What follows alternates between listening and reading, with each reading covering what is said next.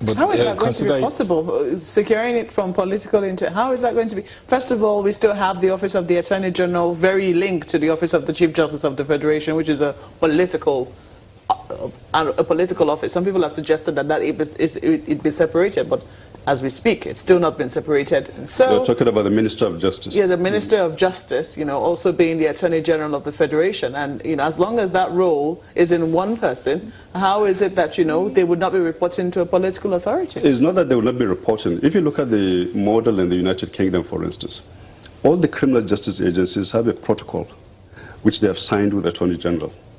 And the protocol spells out the details of the responsibilities of each of the agencies and how they communicate with the Attorney General and how decisions are taken. They don't report on a day-to-day basis to the Attorney General. And they don't take the directions from the Attorney General on citing cases. The Attorney General has a mandate as the chief law officer of the country, but his mandate is well regulated. So what we are saying is an organization like the EFCC, of course it has to, the Attorney General has to superintend over it, but does not report to any other political authority. So you have to secure its independence from on a day-to-day basis from politicians and from political authority. In terms of relationship with the Attorney General, it has to be well regulated and well documented, and the protocol should be clearly set out in terms of how this communication takes place. So your intention is not to seek the emasculation of the EFCC? No, absolutely not. What we are saying, in fact, is, look, the prosecutorial powers and investigative powers are two very wide powers. I'm a prosecutor. I've been a director of public prosecutions. I've been Attorney General. And I'm very clear in my mind as to the extent of these powers and the need to regulate them. And to make sure that these same powers, if they have to be exercised by one agency, there are clear institutional safeguards. And if there are no, you see, the decision taken by prosecutors is a very important decision in any democratic society. They're at the bottom of guaranteeing justice, fairness, and democratic governance. You can't have those decisions being taken without any control, without any safeguards, and without any regulatory framework. This is extremely important. Now, so the important thing, in fact, is not whether I am right or wrong in this. The important thing is that we as Nigerians must learn to debate these sort of issues and discuss them openly without any hesitation in terms of being scared that somebody will intimidate you. So there's absolutely no reason after 14 years or 12 years of operation why the issues around the organization of the EFCC, there is no institutional form that should be sacrosanct in any democratic environment.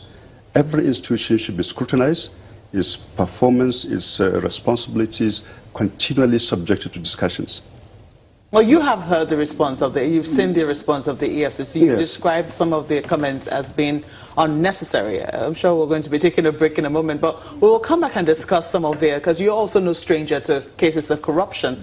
And you will see, maybe you'll be able to explain to people in very clear detail, why it to be possible or why it's necessary for the EFCC's division of powers, especially considering some of the cases that you've handled. Yes, well, basically, you see, the main point really is simply this.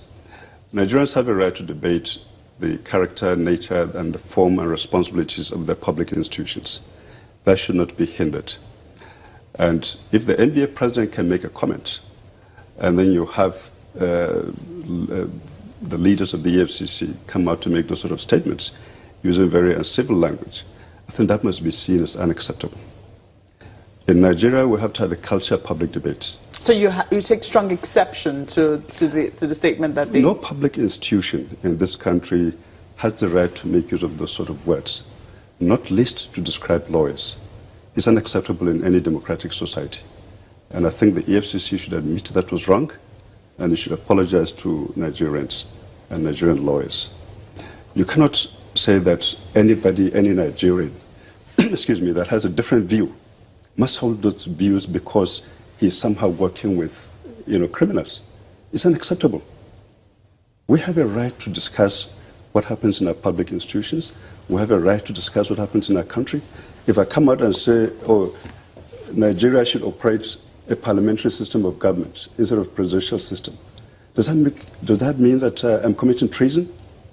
So if Mr. Mahmoud, you know, when you look at the statement, because they have also imputed motives into why it is that the NBA president would make that statement in his inaugural address, it would seem. They believe very strong. I would think, or anyone would think, that the suggestions you made stemmed from your experience, you know, handling some of these corruption cases, especially from the side of the defendants, as it might be. You know, did it come from there, or is it from your watching the system in general?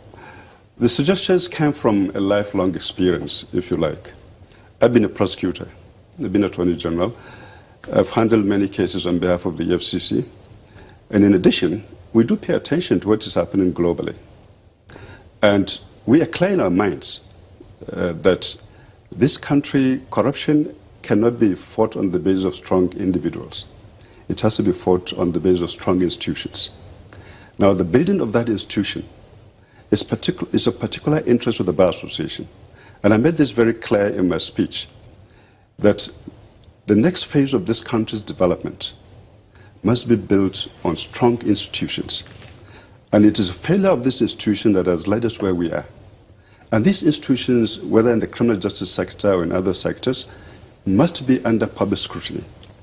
And every Nigerian has a right to contribute to the debate on the character and the formation of these institutions. Where do you think that this debate will continue? Well, from the point of view of the Bar, we're going to have an internal process of really articulating these issues properly and setting out our recommendations in very clear terms. And I made it very clear in my speech that we're going to go through that and we'll make this known to the public and to the government. And we hope that it will lead to a healthy outcome. All right.